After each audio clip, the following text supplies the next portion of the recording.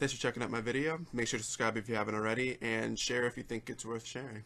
Hey everybody, my name's Seth, and welcome to part 2 of my midheaven analysis. Make sure to watch part 1 so you can get an idea of the Aries to Virgo midheavens. I'll put a link to that somewhere up here. I wrote an article that I put a link down below to, so you can actually get my full thoughts on each midheaven placement, each sign sitting on the midheaven.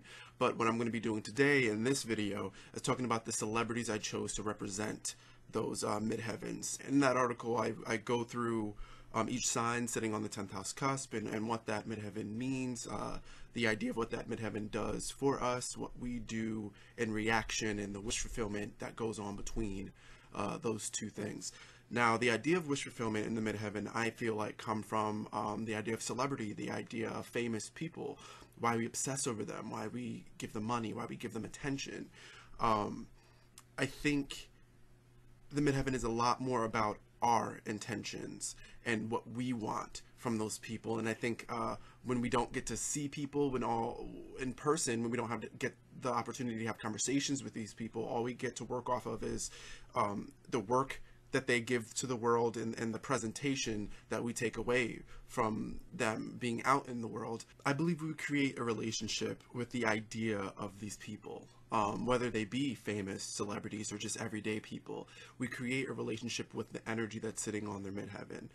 We take their work, we take their actions, we take their demeanor, we take the way that they live their lives, and we instill our own intentions into that. We throw our own intentions into the idea of them.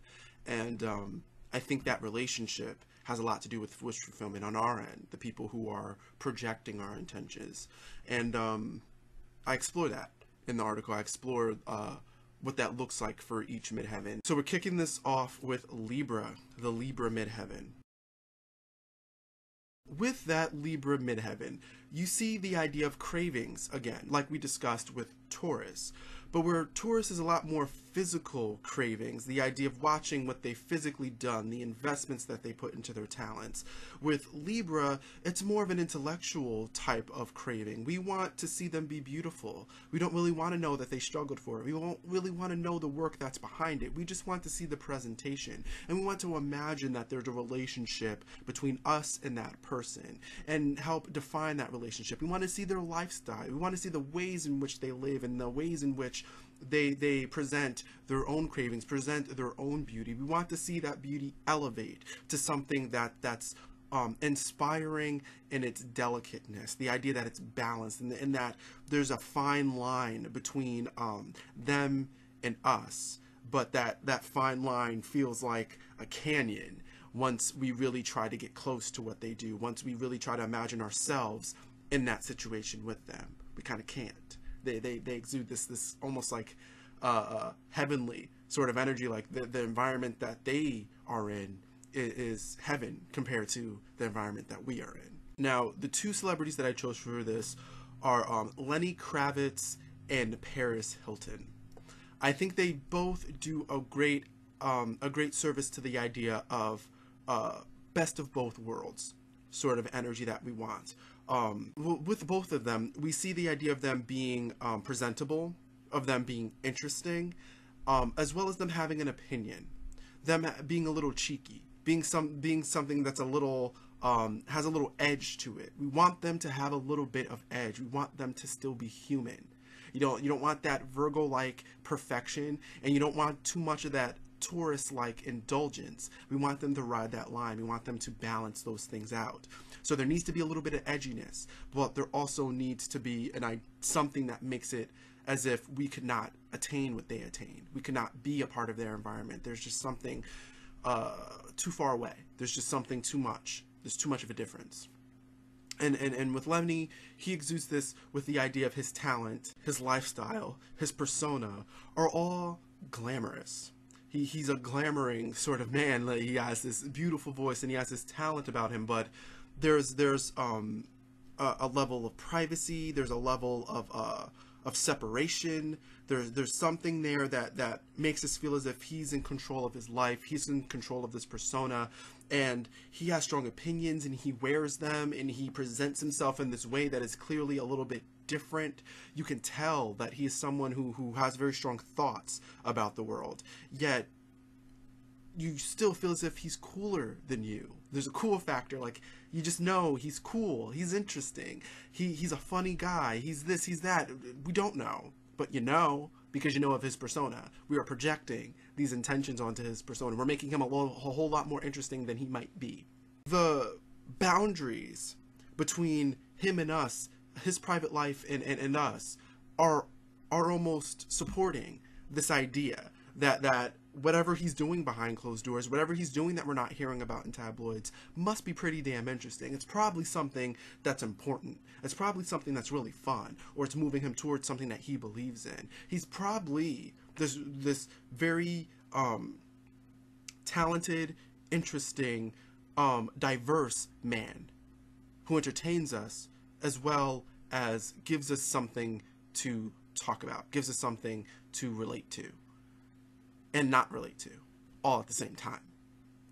Now, Paris does this in a way herself, where we don't have a tendency to respect her as much. We don't really respect her game as much. We don't respect her ways of achieving. She came into it with this glamorous lifestyle already behind her, and I don't think Lenny came into the business not well off himself, but Paris definitely came in, and she was known for her lifestyle. She was already known for being cool. She stepped right into the role of her being this person with an interesting life, with an interesting lifestyle, and the fact that it's interesting or not is debatable, but we're debating about it.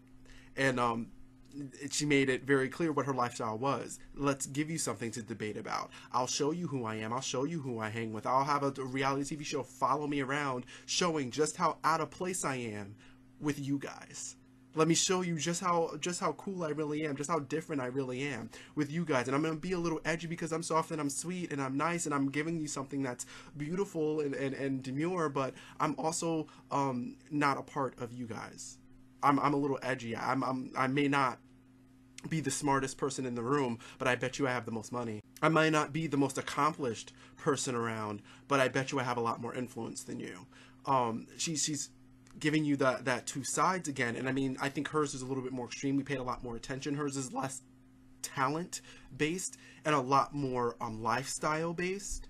I think with Lenny having that Capricorn ascendant and Paris having a Sagittarius ascendant, that explains a lot about why his is a lot more talent based and what he's doing in his persona, and how he is working his persona, how he is supporting his persona with a very clear talent, where Paris is a lot more about her lifestyle and her projecting who she is out into the world, or a version of who she is out into the world for us to judge it, and to chastise her, and to say she's taking too many risks, she's being too much, she's sloppy, or whatever else we like to throw on Sagittarius. Scorpio Midheaven is about control. Bar none. Control. This can be exuded physically, or it can be exuded through the persona, through the intentions that we take from their actions. And the intentions that we project based off of their actions, based off of their decisions. The two celebrities that I chose for this, President Obama and Megan Fox. I think, again, these two are polar opposites within their persona, yet they share the same midheaven. Because I think they're taking this energy and using it in two totally different ways that expose the idea of that midheaven. Now, with Barack Obama, his control, it comes from the idea that he can pull confidence out of us, confidence in him, because he walks into a room and you know there's something there.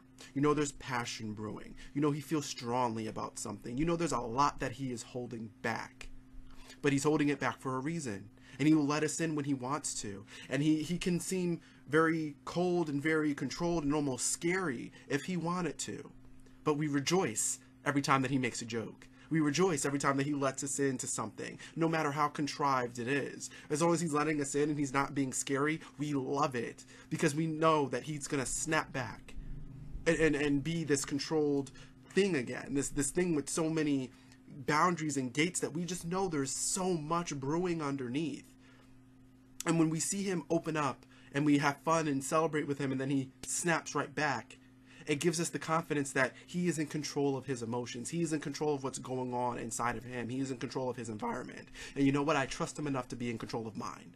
I trust him enough to be in control of what's going on around me, because I can't so easily just open up, be fun, and then just snap back. I cannot do that.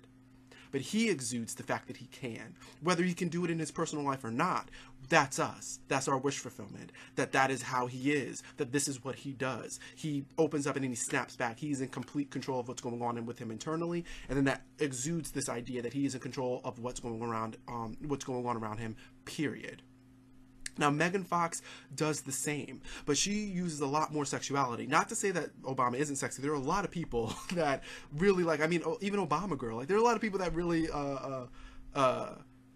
point out or are very affected by Obama sexually. Megan Fox is kind of more of a personification of that being affected by her sexually, being affected by her physically. I'm one of them. I think Megan Fox is the most gorgeous woman I've ever seen in my life, second to Angelina Jolie. But I think it's more about what she's exuding.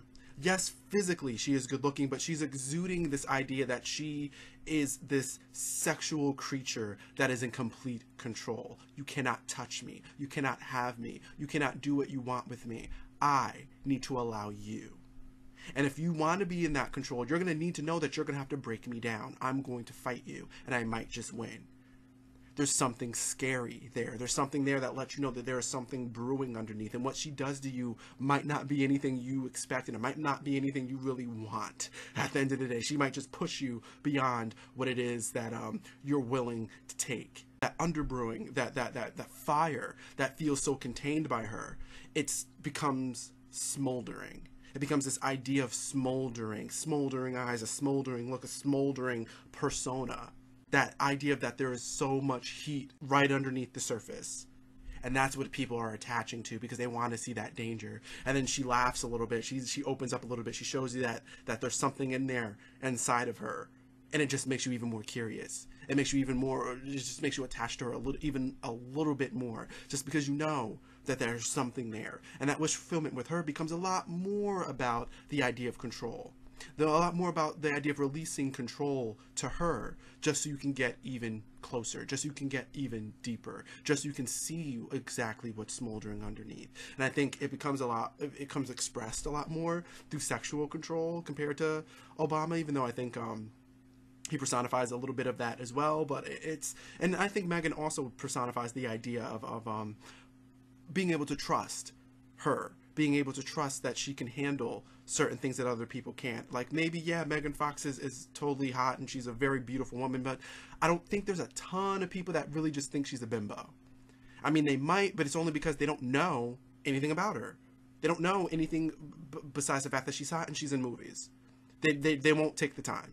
And that's kind of an ignorance thing. But I think when you look at her, most people don't just assume she's a bimbo. They're just kind of like, well, she's there. But I think if Megan Fox walked into a room and said, I want to take control of the situation, I want to be in charge, I think you would give her a chance. Not only because you think she's hot and you want her to like you, but because there's actually something there that makes it seem as if she's strong. And maybe she's not as dumb as a lot of just hot girls. And it's that trust.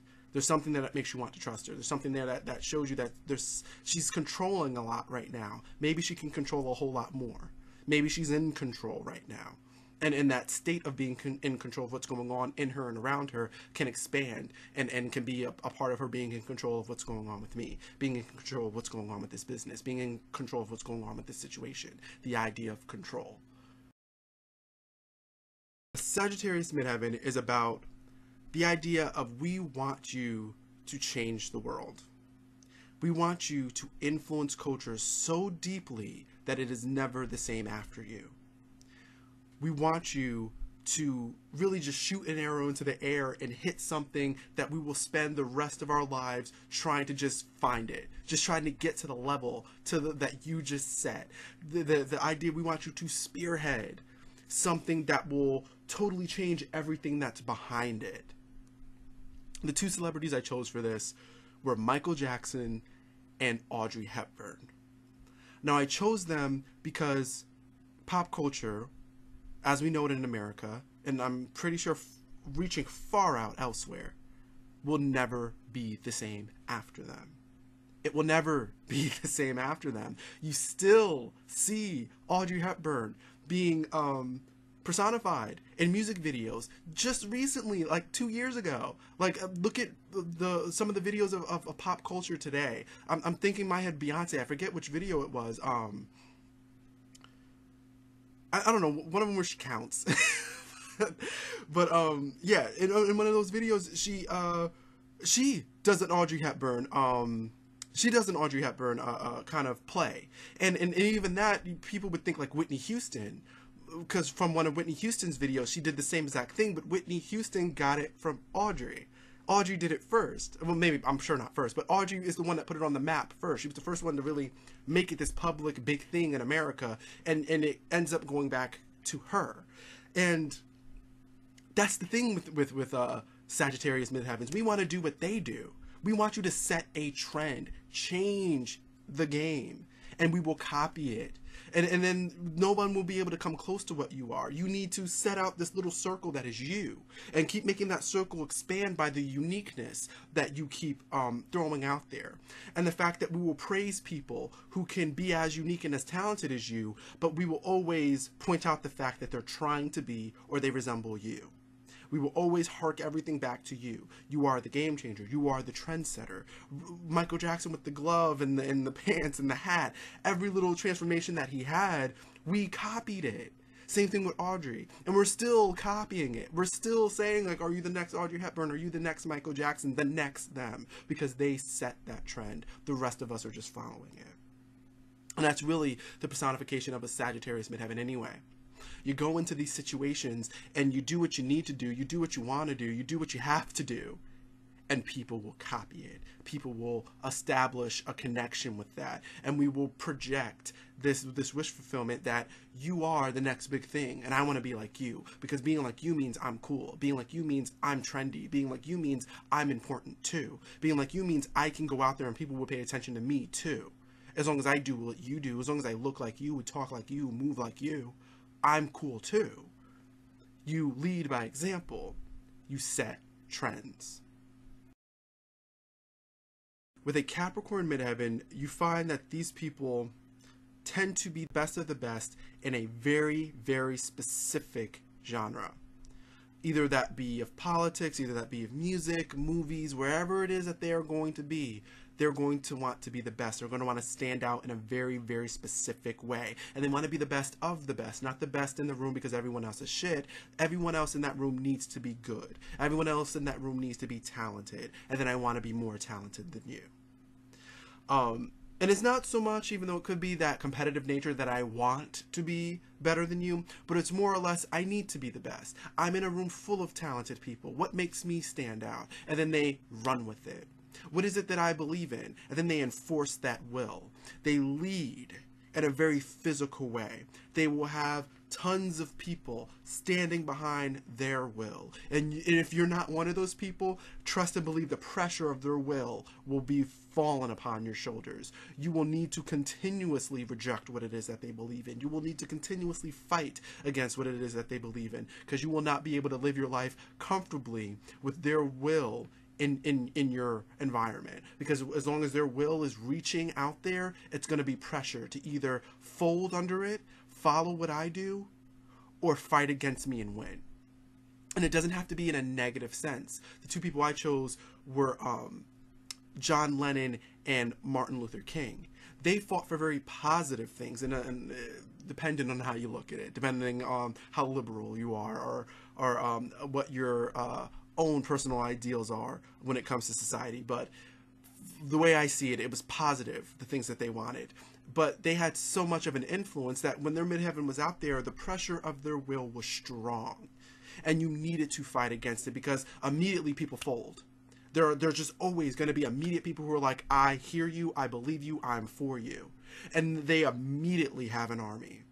And it doesn't have to be so violent as an army, but they immediately have a following, because their will is impressionable. To have Capricorn sitting in the place that Capricorn naturally sits, that will is going to be enforced. It's there. What I believe in, what I say, my decisions and your intentions, how you see my intentions does not matter, because I am in control of how you see my intentions. I'm going to tell you what I am about. I'm going to exude what I am about. I'm going to keep repeating what it is that I'm about. I'm going to enforce my will upon you, and you shall either fold or defeat me. And even with these two celebrities, they did that. And even though it was in a positive way, there are plenty that are doing it in a negative way. But as long as that will is in your ear, as long as that will is on your TV, as long as that will is being put around you, as long as their influence is out there and you are being put upon by that influence, you are under the pressure of their will. That's the type of power that they exude with that Capricorn midheaven. Now, with John Lennon, with that Aries ascendant, he kind of kept darting around. He wanted to be, he wanted to have his art, have his opinions, have his talents be put on display. And he did that. He did it through music. He did it through this. He did it through that. He did it through the decisions that he made. He did it through expressing who he felt he was. He did it through expressing himself, period. And by those flashes of expression, those flashes here, flashes there, the songs that he wrote, the band that he played with, when he went off on his own, the woman that he married, the decisions that he made, the magazines that he was on, every little decision that he made enforced the will of who he felt he was. And he kept going towards exactly what it is that he felt he needed to go towards. And every decision that he made, everything that he wore, everything that he did was pushed out upon you. And because he had so much influence, that force was strong, and we paid attention. And a lot of the people that tried to fight against him just made it even more aware for the people who did not. These are the people that can cause really strong movements, really strong wars based on their will, with them being the spearhead of it. Maybe not even really in the midst of the fight, but there are going to be a bunch of people on one side and a bunch of people on the other. Those who align with their vision and those who do not. It becomes very cut and dry when you look at the idea of their personas, the decisions that they make. Now with Martin Luther King, that became a very literal, where he just kept saying his opinion. He didn't really dart around, change the ways he did it, or find new ways to express himself that way. He was a singer who turned into a proclamator, in a sense. His opinions, his values became concrete, and how he kept moving forward, stating his values, stating where he stands, and not moving on where he stands, voicing his opinion, being loud, being strong within his opinion. People immediately fell in line or immediately didn't. And then the two sides kept growing and growing and growing and growing. And his will became a force. His will, with the influence that he was given, was put on your shoulders. And either you were going to fold, align, agree, or beat him. And to this day, that war is still raging. His will, the war over his will, is still raging. To this day, John Lennon's will, that war over his will is still raging. That's the power of a Capricorn midheaven. An Aquarian midheaven wants to make you uncomfortable. An Aquarian midheaven wants you to think. They want you to have an opinion. They want you to state that opinion. They want to get inside of how you think. They want to get inside of how you feel. Not inside of how you feel. They don't want to feel what you're feeling, but they want to see what is it that you got. I want to make you feel something strong so I can get an insight into who you are as a person. The way that you react to this thing I'm about to do will let me know everything about you. The way that you state your opinion about what I'm about to do will let me know everything about you. I want to get to know the surface level of your psychology. What are you capable of? What are your thoughts capable of? I want to get inside of your head, and I want to do it in a way where it's not burdensome. I'm going to do it in a way where I can shock you into being as real as possible right now. Right now. Show me who you are. And fuck the bullshit. I want it. I want you. I want to see you in the most human state that you are. And usually the way to get that out of someone is to shake the shit out of them. And then to shake the shit out of everything that they believe in so they can give you what's raw. Aquarians want that. Aquarian midheavens want that. The two Aquarian midheavens that I chose to personify this were Howard Stern and Miley Cyrus. They are both, and Howard kind of exemplifies this in a lot more of a literal sense. If you watch his show or just know some of the imagery that he uses, that These people are the ringleaders of a fantastic fucking circus. They have a circus around them at all times, and they are the ringleaders. They are the ones saying, gaze at this beauty that is chaos. Gaze at this extraordinary, fantastic fuckery. Look at all of this. What do you feel about all of this? What do you think about this woman writing this thing, masturbating in front of a bunch of strangers on the radio? What do you think about me grabbing my crotch and sticking my tongue out now thinking about Miley? What do you think about all these things that I'm doing? I want to hear it. I want to know. Show me what's real. I'm shaking you out of what you're used to understand what it is the world is capable of. Even Miley is not the circus. Miley truly is not the circus. She is the ringleader. All she did was put on an outfit and step in front of a camera, and people went fucking nuts. All she did was shake her ass, and people go fucking nuts. You are the circus. You react so strongly to every little thing that she does, and all she's doing is watching and laughing, watching and understanding what this world is capable of, who she is, finding who she is out of the reactions that she's getting out of these people, getting out of the world. You became the circus, and she is the ringleader. Where Howard kind of creates a circus. He creates this little circus, and then he sits right there, and he lets you all spectate. He lets you all in and says, look at this. Look at what I just curated. Isn't it crazy? Isn't it interesting? Call in and tell me about it. And I guess I should have researched that. I'm not sure where Miley's Uranus is, but Howard's is sitting right in the third house. And I think he's a great personification of an Aquarian midheaven, especially with Uranus sitting right in the third. He wants to show it to you. He wants to talk about it. Let's put it on the fucking radio. Let's put it on the airwaves. Let's put it on a TV. You know what I mean? Let's make this clear and see what these reactions are and shake the way that people look at this world. And that's really an Aquarian midheaven. Watching that, being a part of that, being the ringleader of their own personal fucking circus.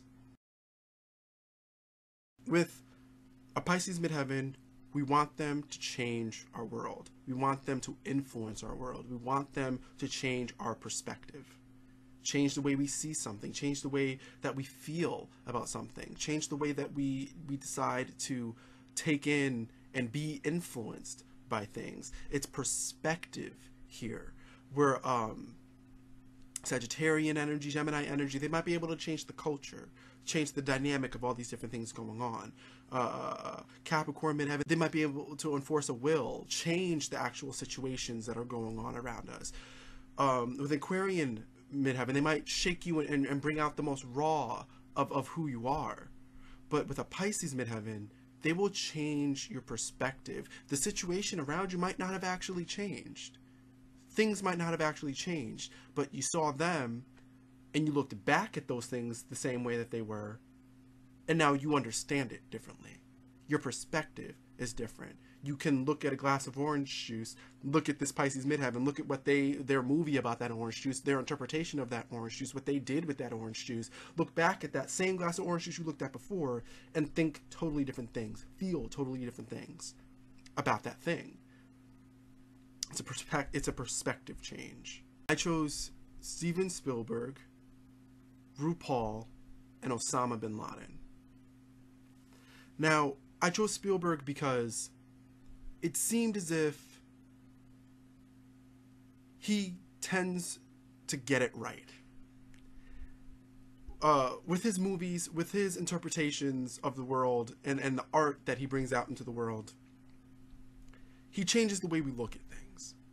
Yes, it becomes a part of culture, but it's more than that. It's more than it being a culture shock. It's about the fact that we change the way that we look at dreaming.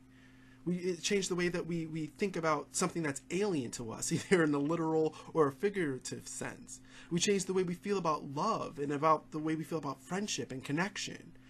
He warped our perception. And once you see some of his art, once you see some of his movies, when he does it right, it touches you. And then you leave it, and it's like the things that movie or that creation touched upon, I now feel a little bit differently on. I feel like I've grown in some way. I feel as if I can look at things a little bit differently and reference what I saw and reference the fact that it made me question the way that I feel about everything to begin with. His is a lot more about the idea of love and friendship and life in general, and how do we emotionally react to it, and what do those reactions mean, and how do others emotionally react to it, and what does that mean for us? The questions and the dialogue, the inner dialogue that his work creates, I think it says a lot about his Cancer ascendant. You look at RuPaul. RuPaul creates this fantastic world. He brings in a lot of elements of culture. He brings in these things to study with RuPaul's Drag Race. And even before he had that much success, he was presenting it through himself, through his creation, through his art, through his expression. This is what's going on over here. This is what's going on over here in New York. This is what's going on over here in Atlanta. This is what's happening. This is the change in the world. This is what you're ignoring. This is what you're missing right now. You think a man is this, you think a woman is that. Let me change your perspective. The things that he is touching on. The idea of femininity and masculinity. The idea of art and fashion and expression. All those little things that he touches on changes your perspective on them once you see him. Because he changes the perspective. He creates this environment where you get a glimpse into it, and then you look at the idea of femininity, and you can't look at it the same because he influenced it. He influenced your perspective on it. You look at the idea of what creativity means, what fashion means, what a spectacle means, and then you look at him, and then you look back at it, and your perspective is now changed. He's changing what it is that you feel you're capable of, what you feel you're capable of understanding. And he does that through a form of expression when it comes to the culmination of different ideas, other people's expression of it. He's been a talk show host. He's been a presenter or an announcer, someone now hosting another show where he just brings in other people's talents. He brings in other people's stories, other people's lives, and he presents them to you. He facilitates the stage for your perspective to now be changed. Let these people show you how this is changing. Let these people be an example of what you're missing, what perspective you could be having right now. Let these people help influence this change that I want to facilitate. And that definitely arcs back to his Gemini ascendant. If I remember correctly, his Gemini ascendant is very, very, very, very close to being a Cancer ascendant. And I think, again, it has a lot to do with emotions. It has a lot to do with how we deal with things emotionally. It has a lot to do with our emotional perspectives as well. Now, I wanted to add one more person because I feel like this sounds very fantastical. This sounds very healing. This sounds very holistic in a sense, as of now. But it can go badly. You can take this energy and do whatever you want with it when you're born with it. And Osama bin Laden changed our perspective. Changed our perspective on where we sat in the world. Changed our perspective of how people feel about us around the world. Changed our perspective about how we feel about ourselves, how we feel about our government, how we feel about life. There was pre 9/11, then there's post 9/11. You looked at your world, he walked in, you watched what he could do, and then you look back at your world, and your perspective is totally changed. I think he is the most potent example of what a Pisces midheaven can do. It just is unfortunate that it's so goddamn negative. But it is a potent example. And in his own right, RuPaul does it, and in his own right, Steven Spielberg does it as well. But I think it cannot be ignored how potent and how just very clear it is that he has changed your perspective, his beliefs, his feelings, his expression of how he feels about the world, his expression about how he sees the world got shoved in our faces, and we cannot see the world the same again. We cannot see the rules the same again. We cannot see how we treat people who are not us the same again. He raised a lot of questions. Raised a lot of internal questions, raised a lot of questions about our environment, our culture as a whole. What is the mist of our culture? What is it that we're doing here? What is it that we talk about? What is the impression that we're giving people who aren't here? These questions came up with that Gemini ascendant of his. What is the communication like? What's going on outside of this country? And why do people hate us enough to kill us? I think there was a lot of people who were not thinking along those lines, who were after that day. And I think that's radiating through our country to this day. So thank you guys for watching my series. This is then the part 2 of my Midheaven series. Please check out the article that I put down below. This article is about the placements themselves, the wish fulfillment that we have, and the reactions that we have to these midheavens. They are not about the celebrities. That's what these videos are for. So check that out. Thanks for watching. Be sure to find me on Facebook, find me on Twitter, have some connection with me, talk to me. I'm also on Instagram now too. Just put in like Cancer Virgo Astrology. Like and share this video, especially if you feel like it's worth sharing. And subscribe if you haven't already. And be sure to stay up to date with what's going on with me, because you never know if I'm going to be talking about you next. In the corner under clouds of marijuana with this boy who's hollering I can hardly hear. Over this music I don't listen